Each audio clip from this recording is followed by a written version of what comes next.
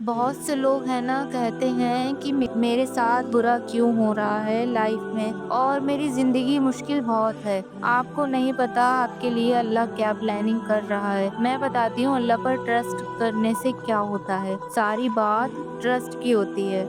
जब मूसा अलैहिस्सलाम इस दुनिया में आए तो अल्लाह का हुक्म आया कि मूसा अलैहिस्सलाम की वालिदा से कहा, उनके दिल में अल्लाह पाक ने एक बात डाली कि मूसा अलैहिस्सलाम को संदूक में रखकर वो संदूक दरिया में बहा दें। तो यहाँ देखिए अल्लाह के ऊपर एकदम स्ट्रॉन्ग बिलीव करके बैठी हुई थी। तो अल्लाह की प्लानिंग क्या हुई, बेस्ट से बेस्ट प्लानिंग। अब उनकी परवरिश एक राजा के घर में हुई। अब आप कहेंगे कि हम तो आम इंसान हैं, तो अब मैं बता दूं अल्लाह खुद कुरान पाक में कह रहा है कि मैं किसी को उसकी ताकत से ज्यादा नहीं आजमाता। तो मतलब आपको बहुत ज्यादा आजमाया जा रहा है तो आप वाकई इस लायक हैं कि आपको आजमाया जाए।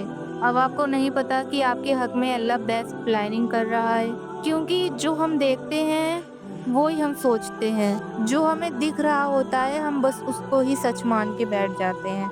आप सोच रहे हैं कि ये मेरे ही साथ गलत क्यों हो रहा है, बट ये बंदा समझने की कोशिश नहीं करता कि अल्लाह क्या समझाना चाह रहा है। बहुत से लोगों को हिदायत आजमाइशों के जरिए मिलती देखी है मैंने, कि लोगों के ऊपर कोई परेशानी आई, प्रॉब्लम्स कोई आई, तो उनको किसी ने राय दी तहज्जुद पढ़ लो या कोई ऐसा सदका है कुछ भी।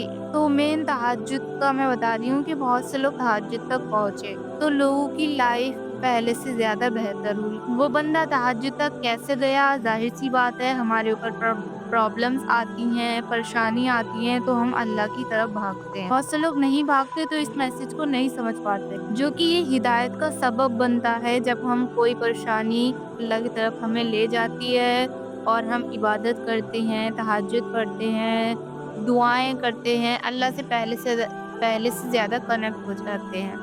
तो अल्लाह आज़माइशों के ज़रिए हमारे गुनाह माफ़ करता है, हमारे दर्जात बुलंद करता है, हमें समझदार बना रहा होता है। तो हम इस मैसेज को, इस मकसद को हम समझ ही नहीं पाते कि हमें करना क्या है और ऐसा हो क्यों रहा। और फिर हमें अल्लाह के ऊपर हर हाल में स्ट्रॉन्ग बिलीव करना आ जाता है। हम फिर सब्र के साथ जिंदगी बिताने लगते हैं। तो यही मकसद होता है और हम हैं कि अल्लाह के इशारे को समझ ही नहीं पाते। अल्लाह की तरफ भागने की बजाय इधर उधर भटकते हैं। तो मेरी बात समझिए, मैं आपको क्या समझाना चाह रही हूँ।